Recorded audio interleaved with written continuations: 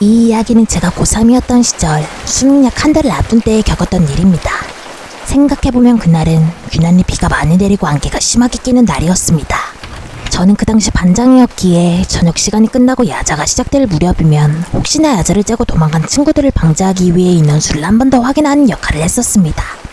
그 당시 저희 반 인원수는 32명이었는데 집이 멀어 고정적으로 야자를 빠지는 친구 덕순이와 명자, 그리고 그날 아침부터 머리가 아프다며 조퇴한 병철이를 제외하면 총 29명이 남아있어야 했었습니다. 그런데 30? 이상하게 그날따라 한 명이 더 세워지더라고요. 잘못 세웠나 싶어 다시 한번 세워봤지만 분명 29명에서 한 명을 더 더한 30명이 남아있었습니다. 그래서 비어있는 친구들 자리를 살펴보는데 덕순이 자리, 명자 자리, 병철... 분명 머리가 아프다며 조퇴한 병철이 자리에 누군가 앉아있더라고요. 하지만 저는 그때까지만 해도 그저 다른 반 친구가 장난으로 저희 반에 들어온 줄만 알았습니다. 그런데 같은 학년이면 친하진 않아도 오고 가며 얼굴은 한 번쯤 봤을 법한데 아무리 봐도 누군지 모르겠더라고요. 그런데 그 친구 뭔가 좀 이상했습니다. 수능 한 달을 앞둔 이 중요한 시기에 책상 위에는 아무것도 쓰여져 있지 않은 새하얀 종이 한 장과 펜 하나만을 덩그러니 올려둔 채 고개를 아래로 푹 숙이고 어떠한 미동도 없는 채로 가만히 앉아있더라고요. 사실 그것보다 더 이상했던 건 멀리서 봐도 한눈에 보일 정도로 물에 젖어있는 그 친구의 머리카락과 그 사이로 언뜻 보이는 이름표 색깔이었습니다. 그 이름표 색깔이 저희 학교에서는 사용하지 않는 검정색 이름표를 달고 있었거든요. 그런데 이름이 적혀 있어야 할 그 공간에는 아무것도 적혀 있지 않았습니다. 사실 저는 그때 무섭다기보다는 평소와 다른 이 상황이 이해가 되지 않아 그저 출석부와 그 친구를 번갈아 보기만 하는 바로 그때 출석부 맨 밑에 웬 처음 보는 이름이 눈에 띄더라고요. 그런데 그 이름 위에는 빨간색으로 된 작대기가 두 줄 그려 있었고 그 옆엔 사망이라는 두 글자가 적혀 있었습니다. 아니, 지금 내 눈앞에 있는데 사망이라니? 저는 이 말도 안 되는 묘한 상황에 그저 눈앞에 있는 그 친구만 멍하니 바라보는데 저는 그것을 못 본 척 그대로 자리에 들어가 앉을 수밖에 없었습니다. 우연히 창문에 비친 그 친구랑 눈이 마주쳤는데 저와 마주친 눈이 정면이 아니라 바로 얼굴 반대쪽에 달려 있었기 때문이죠. 그 말은 지금 이렇게 길에 꺾여 있다는 건데 그럼 사람이 살아있을 수가 있나? 그렇다면 내가 본 게 정말로 죽은 사람이라는 건가? 순간 온갖 두려운 생각이 밀려들며 오싹한 공기가 주변을 맴돌았고 저는 그 친구와 눈이 마주친 그 장면을 애써 머릿속에서 지우려는데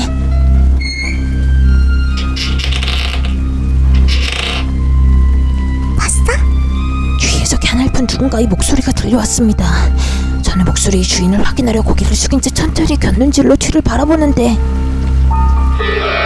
단발머리 귀신의 친구의 흑화까지 얼굴을 뒤돌고서는 무언가를 확인하듯 얼굴 이리저리를 살피고 있었습니다. 그때 번뜩 제 머릿속을 스치는 괴담 한 가지, 귀신의 본인을 알아보는 사람한테 달라붙는다는 말. 그렇다면 설마 방금 전 창문으로 눈이 마주친 나를 찾는 건가? 저는 순간 제 얼굴을 확인하지 못하게 해야 된다는 생각이 책상에 얼굴을 파묻었고 귀신이 저를 지나치길 속으로 간절히 바랬습니다.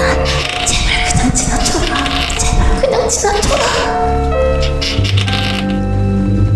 하지만 제 간절한 바람과 달리 귀신은 결국 제 앞에서 발걸음을 멈췄고 저는 핏기 하나 없는 죽은 자의 창백한 말문만 보며 숨을 죽이고 있는데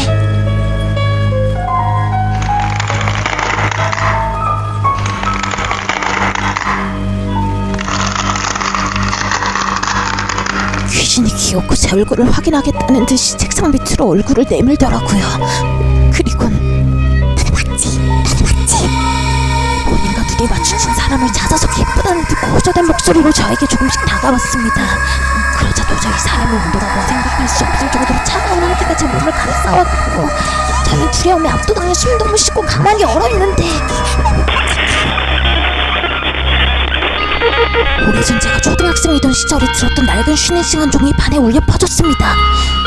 그러자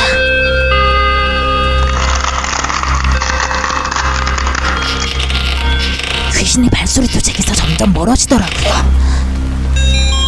그리고 뒤이어 평소 듣던 익숙한 쉬는 시간 종이 울려 퍼지며 친구들이 웅성거리는 소리와 함께 짝꿍이 저를 부르는 소리가 들려왔습니다.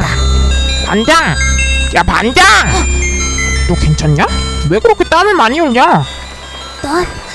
하지만 저는 오히려 귀신의 향기 때문에 추우면 추웠지 땀을 한 방울 돌리지 않았었거든요. 그런데 정말로 방금까지 제 자리에 귀신이 머물다 간 걸 증명이라도 하듯 제 자리 주변만 축축하게 젖어 있더라고요. 저는 조금 전 일어난 일들을 친구들에게 얘기해 주었습니다. 그러자 조용히 듣고 있던 한 친구가 반장, 네가 봤다던 그 단발머리 혹시 검정색 이름표 달고 있었어? 그걸 어떻게 알았어? 알고 보니 그 친구에겐 10년 전 저희 고등학교를 졸업한 나이차가 많이 나는 언니가 한 명 있었는데 검정색 이름표는 그 당시 3학년 선배들이 쓰던 이름표였다고 하더라고요.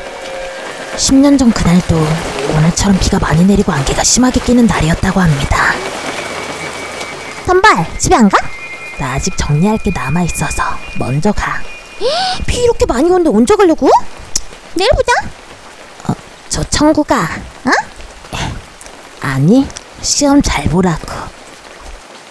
그렇게 친구들이 모두 집에 돌아간 뒤 아무도 없는 학교 안에 혼자 남은 단발머리 선배는 다가오는 시험 압박을 견디지 못하고 유서 한 장을 남긴 뒤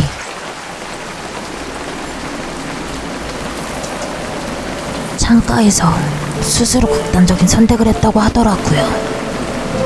세상은 우리 날개를 잘라놓고 왜 날지 못하냐고 한다. 나는 조금 더 자유로운 곳에서 날고 싶다. 하지만 아무도 남지 않은 학교에서 빗소리까지 거센 터라 그 다음날 새벽 수희 아저씨가 발견하기까지 밤사이 내내 그 자리에서 쓸쓸히 홀로 비를 맞았고 그 창가 자리가 바로 사고 전 그 선배가 쓰던 자리였다고 하더라고요.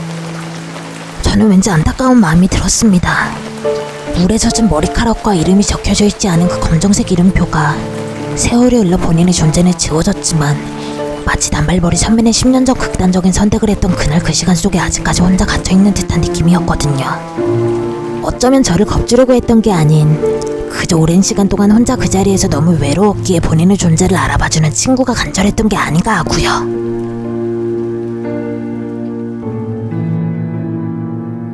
그렇게 한 달이 지나고 수능이 끝난 뒤 저는 마지막으로 아무도 없는 텅 빈 교실에 들렸습니다. 그 단발머리 선배가 아직도 그 자리에서 본인을 알아봐줄 친구를 찾고 있을진 모르겠지만 이제는 부디 단발머리 선배의 바램처럼 자유로운 곳에서 날고 있기를 바랍니다.